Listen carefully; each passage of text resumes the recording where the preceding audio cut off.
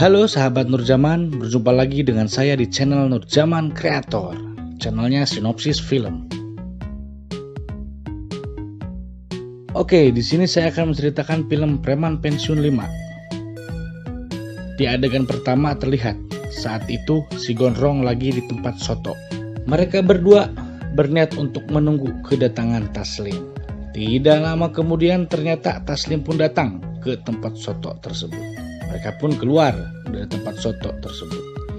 Dan mereka pun langsung adu jotos. Namun tidak disangka-sangka, dengan sekali pukulan, anak buah Bang Edi langsung jatuh dan kesakitan.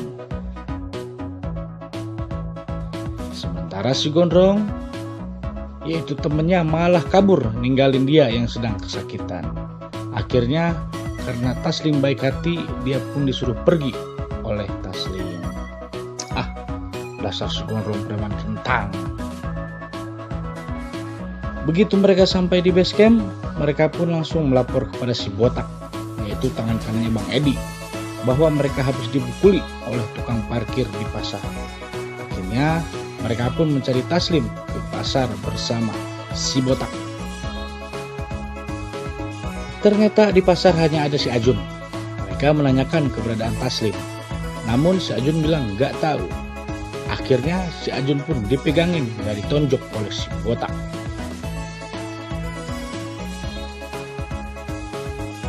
Sementara itu Ajun sedang kesakitan, Taslim pun datang. Taslim bertanya kepada si Ajun, "Kenapa kamu? Siapa yang udah nonjok kamu?" Namun Ajun tidak mengetahuinya. Hingga pada akhirnya Taslim berkata bahwa sebentar lagi akan ada perang.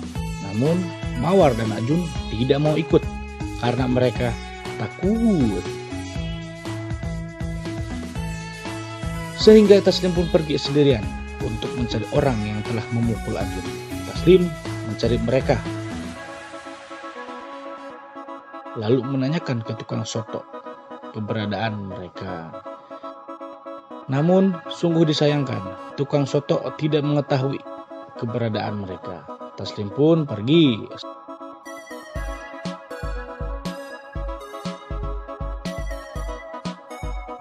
Setelah mencari cukup lama dan jauh, pada akhirnya Taslim pun menemukan mereka. Dengan sigap dan cepat, Taslim menghampiri mereka. Tapi dasar anak buah Bang Edi malah kabur.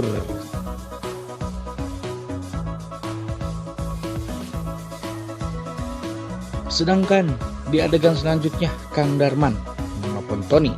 Kang Darman menyuruh Tony untuk mencari informasi terkini tentang keberadaan Bubun dan informasi tentang tempat tinggal barunya, karena dia udah nggak pulang ke tempat lamanya.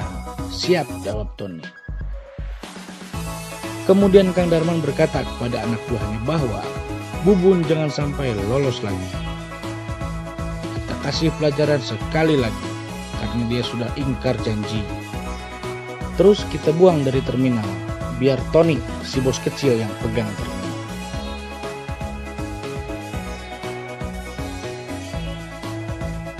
Sedangkan si Tony pun menelpon si Denny. Tony mengatakan bahwa kalau dia akan balik lagi ke terminal, karena dia sudah ada backingan dari Kang Darman. Sekarang nasib pos Bubun sedang terancam, karena sebentar lagi akan ditendang oleh Kang Darman dari terminal. Nah, si Tony menanyakan keberadaan tempat tinggal si Bubun. Si Denny pun menjawab, dia sekarang ada di sini, di terminal. Tapi kalau tempat tinggalnya saya nggak tahu. Setelah si Tony dan si Denny teleponan, si Tony menelepon Kang Darman. Si Tony mengatakan kalau bos Bubun sekarang ada di terminal. Tidak menunggu lama lagi, kulkas 2 pintu pun langsung meluncur ke terminal. Sementara di adegan selanjutnya, si Bubun menelepon Bang Edi. Si Bubun mengatakan kalau dia perlu pengamanan karena kemungkinan anak buah Kang Darman akan ke terminal. Siap, 86, jawab si Edi. Sampailah kulkas 2 pintu di terminal. Mereka melihat si Bubun berada di atas jembatan penyeberangan. Namun, tidak lama kemudian anak buah Bang Ede pun datang dan mengatakan, "Jangan ganggu dia atau ikut saya." Kulkas 2 pintu pun mengikuti anak buah Bang Edi. Melihat kejadian itu, si Bubun malah nyengir. Sampailah mereka di suatu gang. Kulkas 2 pintu saling berhadapan dengan bulldozer. Namun, tidak lama kemudian temannya bulldozer datang, yaitu Stum. Kulkas 2 pintu pun dikepung oleh bulldozer dan Stum. Sikat! Akhirnya terjadilah perkelahian antara kulkas 2 pintu versus mesin bangunan. Awalnya kulkas 2 pintu masih bisa melawan. Namun karena kalah jumlah, kulkas 2 pintu pun akhirnya kalah. Dia menelepon bosnya, Freezer, yaitu Kang Darman. Mereka mengatakan bahwa mereka habis dikeroyok oleh bulldozer dan digiles oleh Stum. "Ya udah, saya segera ke sana," jawab Kang Darman. Darman pun datang dengan membawa mobil pick-up. Kulkas 2 pintu pun dibawa menggunakan mobil pick-up untuk diservis. Mungkin freonnya kena kali ya.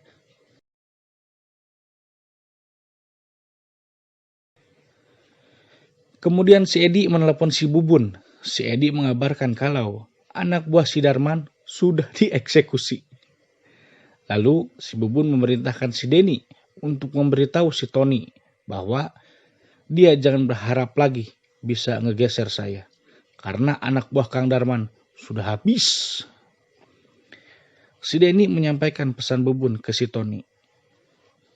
"Kamu jangan berharap bisa geser bos Bubun di terminal. Karena anak buah Kang Darman sudah habis."